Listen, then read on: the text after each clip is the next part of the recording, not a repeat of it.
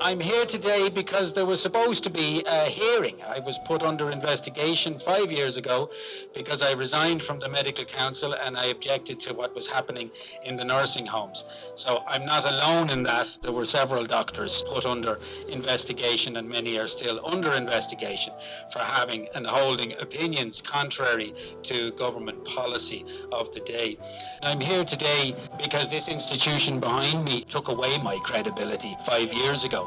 And they took away the credibility of any doctor who tried to warn people, who tried to offer an alternative treatment for people who were in the nursing homes, who tried to actually treat people who were dying. This institution behind me is supposed to be in the service of the public, it's supposed to be protecting the public, but in reality, it's actually a policeman for the government. It doesn't operate on behalf of the public in any manner or means. It's very, very difficult to be in a position where you're looked upon by many of your colleagues as something of a pariah.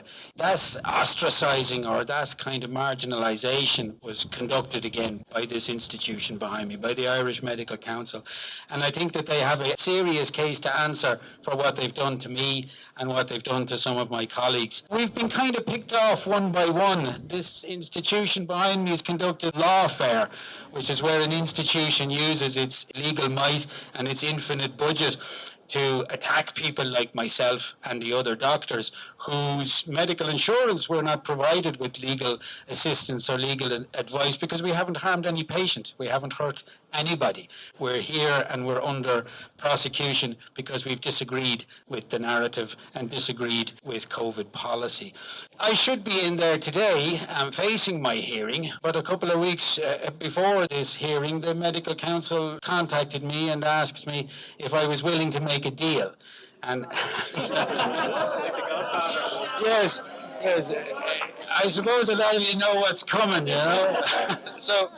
So they offered to make a deal, and I tell you what the deal was. The deal was that they would drop the prosecution against me, and I could carry on with my life as normal, on the condition that I sign a legal undertaking to no longer speak about COVID-19 vaccines, about government policy, or about the deaths in the nursing homes.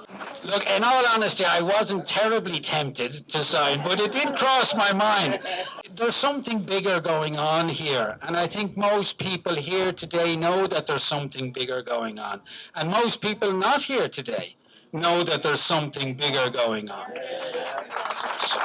So what happens today is something that's going to build and grow into a demand for a full, open public inquiry, not the whitewash and the farce that we've been given, but a demand for the truth.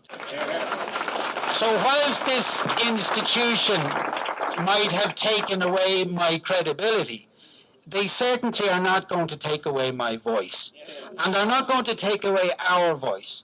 And they're not going to take away the voices of the people who were abandoned by the state in the Irish nursing homes, the thousands of elderly, vulnerable people who were denied testing, denied treatment. The only guidelines we were given to help those people was end-of-life care, midazolam, let them die. Comfort cares. If you were going to write a story on how to murder thousands of vulnerable people in the nursing home sector, just go to the government. Go to Simon Harris, go to Micheál Martin, because they wrote the script for the deaths of those people. And the time for accountability is now, and we're not going away, and we're not going to stay quiet. And everybody here today, and everybody at home who understands where we're coming from, reminds me and reminds my colleagues that they actually haven't taken away my credibility. My credibility is here, it's with ye, and I thank you for coming out today. Thank you very much.